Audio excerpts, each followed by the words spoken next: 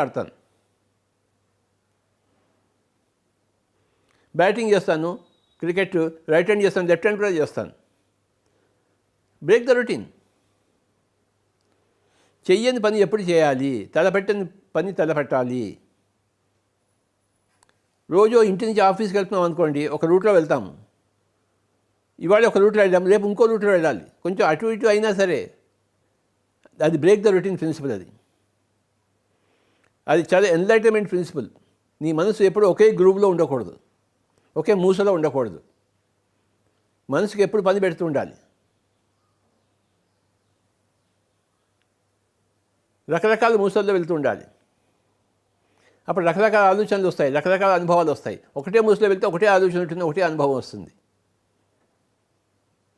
రకరకాల మూసల్లో వెళ్ళాలి, రకరకాల అనుభవాలు కావాలి. రోజు పొద్దున్న ధ్యానం చేస్తున్నాం అనుకోండి, రాత్రి ధ్యానం చేయాలి. రాత్రి ధ్యానం చేస్తాం అనుకోండి, మానేసి పొద్దున్న ధ్యానం చేయాలి. ఇక్కడ ధ్యానం చేస్తాం అనుకోండి, అక్కడ పోయి ధ్యానం చేయాలి. Break the routine.